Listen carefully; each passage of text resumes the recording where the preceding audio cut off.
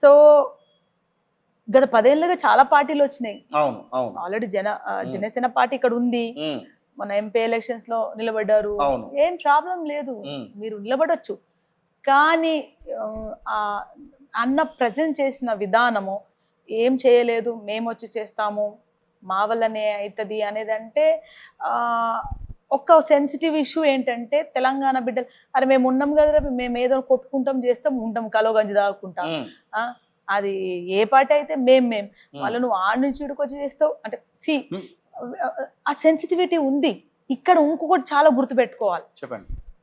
నేను మొన్ననే చెప్పానమాట, తెలంగాణ దొరలకు దోపిడి వ్యతిరేకంగా, నైజాం పాలనకు వ్యతిరేకంగా, ఆంధ్ర పెత్తందారుల అణిచివేతకు సాగిన పోరాటం. ఇక్కడ మా ఇంట్లో ఆంధ్రోలే 40-50 ఏళ్ళ నుంచి ఉంటున్నారు. నా సొంత తమ్ముడైనా మేము అట్లా కుటుంబంగా బతుకుతున్నాం. ఇప్పుడు అందరు లేస్తున్నారు, పనులు పోతున్నారు, చేస్తాం. మీరు నేను బిజీ ఉన్నాం ఇలా టాపిక్ జరుగుతుంది. కానీ ఆంధ్ర ప్రజలు, తెలంగాణ ప్రజలు అన్నదమ్ముల్లాగా ప్రేమగా పెళ్లిళ్ళు అన్ని కలిపి బతుకు. మన వాళ్ళని ఇన్వాల్వ్ చేయొద్దు, మన గొడవ మనది. అర్థమైందా? సో అది కాదు, ఇక్కడ వచ్చి మీరే ఒకసారి ఆంధ్ర తెలంగాణ మేమే చేసినాం అంటే చాలా సెన్సిటివ్ ఇష్యూ అన్న. చాలా ఎంత అంటే మన తెలంగాణ, నేను పల్లె పల్లె ప్రత్యక్షంగా 2 ఏళ్ళ నుంచి తిరుగుతున్న ఇంటింటికి పోతే ప్రతి ఒక్క ఇంటిలో తెలంగాణ, ప్రతి ఒక్క గడపలో ఒక అమరవీడు ఉన్నాడు, లేకుంటే అక్క చచ్చిపోయి ఉంటది, లేకుంటే అనుమానంగా తీసుకుపోయి కాలిరిపోయిన అవిటివాడు ఉంటారు, ఎంతో చదువుకున్న ఉద్యోగం లేక తాగి చచ్చిపోయిన వాళ్ళు ఉంటారు. ప్రతి ఒక్క గడప నుంచి ఒక వీరగాదు ఉంటది, ఒక కన్నీటి గాదు ఉంటది అన్న, ప్రతి ఒక్క గడప నుంచి. అర్థమైందా? అంత త్యాగాలు చేసి తెచ్చుకున్న తెలంగాణ ఇంకా మన ఇంకా నిలకడలా కాలేదు. ఇంకా ఇవన్నీ అన్నప్పుడు నువ్వు అదేమో చీమంట చూడు, బంగారు ఎందుకు చీమ కుట్టినావంటే నా బంగారు పుట్టలో చేయి పెడితే కుట్టకుంటే ఏం చేస్తుంది అంటారు. చీమ గింతనే ఉంటది మరి. అది బంగారు పుట్ట కాదు, మట్టి పుట్ట. దానికి మాకు బంగారమే కదా, మేము మట్టే కావచ్చు, బంగారం కదా. So it's very sensitive issue. పాపం తను ఇంకోటి ప్రజెంట్ చేయడానికి పోయి ఇంకోటి ప్రజెంట్ చేసినారేమో అని అనిపించింది. మీరు ఒక కాంగ్రెస్ నాయకురాలు లెక్క మాట్లాడుతున్నారా, గద్దర్ కూతురు లెక్క మాట్లాడుతున్నారా, తెలంగాణ వాది లెక్క మాట్లాడుతున్నారా అంటే వెన్నెల ఏం చెప్తారు?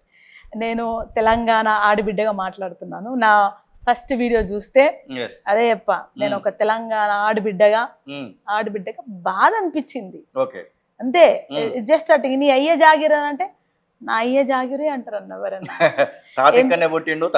ఎందుకు అంటే తాతలు ముత్తాతలు నరికేవేయబడ్డారు, మా తాతలు ముత్తాతమ్మలు చెరిచివేయబడ్డారు, వాటికి తిరగబడ్డారు. రైట్, మా తమ్ములను అన్నలను మామలను చెట్టుకు ఏలాడేసి కొట్టి పడేసే రక్తపు ఏరులు పారినాయి అన్న. అది ఎంత తలుచుకుంటుంటేనే ఇట్లా ఇప్పుడు మళ్ళా గండ్రగొడ్డలు పెట్టి కొట్లాడాలంత బాధ వస్తుంటది బాధ. అంత సెన్సిటివ్ ఇష్యూని చాలా అద్భుతంగా ప్రజెంట్ చేయొచ్చు మనం ప్రజల్లోకి పోవాలంటే. సో ఆ మాటని ఇంకొంచెం ప్రేమగా చెప్పుంటే, అరే మనం అందరు కలిసి చేద్దాం. ఇప్పుడు గద్దరన్న ఏమంటుండే, తన మాటల్ని వెనక్కి తీసుకుంటున్నట్టుగా నేను అట్లా మాట్లాడకుండా ఉంటే బాగుండేదని ఒకవేళ పవన్ కళ్యాణ్ చెప్తే మీరు స్వీకరించడానికి సిద్ధంగా ఉన్నారా ఒక తెలంగాణ ఆడబిడ్డగా? అలా మనము ఏం చెప్పాల్సిన అవసరం లేదన్న, పనితనంలో తెలుస్తుంది అన్న.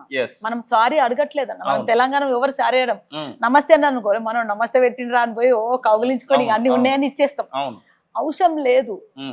సెల్ఫ్ ఇంట్రోస్పెక్ట్ చేసుకొని కొద్దిగా సరే అయిపోయింది, ఏంది అయిపోయింది, మనం అంతా ఒకటే, నేను ఒక ప్రజలకు సేవ చేయడానికి వచ్చిన రైట్ అని ఆయన చేసుకుంటే పోతుంది అంటే. నేను కూడా ఈ రోజు తర్వాత ఈ టాపిక్ ఇంటర్వ్యూస్ ఇవ్వదలుచుకోలేదు. యాక్చువల్లీ నేను ఇవ్వద్దు అనుకున్నాను కూడా, ఇవ్వద్దు అనుకున్నాను కానీ కాకపోతే కొంతమంది అన్నలు అడిగారు కాబట్టి సాలే వారం గౌరవించుకొని సరే ఇంకొంచెం క్లారిటీగా ప్రజలు మీ ఇప్పుడు అన్న విషయం కార్ ఇష్యూ, అది కార కావచ్చు, తెలంగాణ ఉద్యమంలో మీకు ఎన్నిసార్లు భూ పెట్టలేదు మరి, చాయ్ పోసినా ఏమన్నా ఫ్రీగా చేస్తలేవు అంటానా? సో అది ఒక జీవిత పయనంలో భాగం, యుద్ధంలో భాగం. సో దాన్ని సెన్సిటివ్ గా మనం దాన్ని పెద్దగా చేయొద్దని నేను అందరినీ రిక్వెస్ట్ చేస్తున్నాను. మనం మనం తెలంగాణ బిడ్డలం చాలా క్షమిస్తాం, అవును. అది మర్చిపోతాం. ఉమ్. ఎంత ద్రోహం చేసినా ఈ రోజు మర్చిపోతాం, రేపటికి మళ్ళీ క్లోజ్ క్లోజ్ అయిపోతుంది, పగలు ప్రతీకారాలు ఏం అలాంటివి అయితే ఉండదు, ఉండవు. ఏం ఉండదు. సో అట్లాంటి భావన అట్లాగే సేమ్ ఆంధ్ర ప్రజలు కూడా ఎంతో ప్రేమగా ఉండి ముందుకు పోతారు. Yes. సో దాంట్లో ఇబ్బంది ఏమీ లేదు. దీన్ని మనం ఇంకా ఎక్స్టెండ్ చేయకుండా మనం కూడా ఒక సరే అయిపోయింది, మనం పని చేసి ప్రూవ్ చేద్దాం. ఓకే. ఎస్ అన్న తెలంగాణ నిర్మాణం చేద్దాం అంటారు, చెయ్యి. మరి ఉమ్. మా వాళ్ళకి ఉద్యోగం లేదు, జరే మాకు ఫండ్స్ తక్కువ ఉన్నాయి, Yes. ఫండ్ BJP తోనే ఉన్నాడు కదా. ఫండ్ రిలీజ్ చేయి. మనకు సెంట్రల్ నుంచి ఇప్పటిదాకా ఒక ఫండ్ రిలీజ్ చేపియండి. ఉమ్.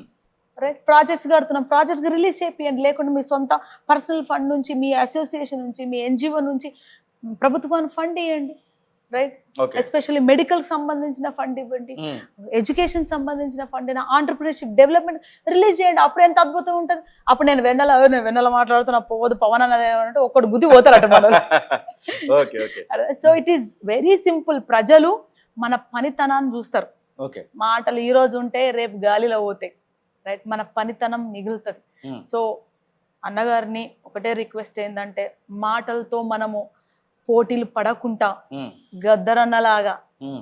గ్రౌండ్ లెవెల్లా దున్నుకుంటూ వచ్చి వేర్లు మొక్కలు నాటుకుంటూ వేర్లు కాపాడుకుంటూ వస్తే నువ్వు ఎంత నరికినా సరే అది మొలుస్తూనే ఉంటుంది. ఓకే. ఓకే. థ్యాంక్ యూ వెన్నెల గారు. ఎస్, ఇది వెన్నెల గద్దర్ చెప్తున్న మాటలు. మొత్తం మీద గద్దర్ పైన చేసినటువంటి వ్యాఖ్యలు సరైనటువంటి కాదని చెప్తున్నాయి. ఇక ఎలా ముందుకు వెళ్ళినటువంటి హితబోధేశం కూడా తన యొక్క అన్న పవన్ కళ్యాణ్ తను చెప్తున్నటువంటి మాటల్లో మనం వింటా ఉన్నాం. కెమెరా పర్సన్ అజర్తో శ్రీనివాస్, తొలి వెలుగు, తెలంగాణ సాంస్కృతిక సారథి, హైదరాబాద్.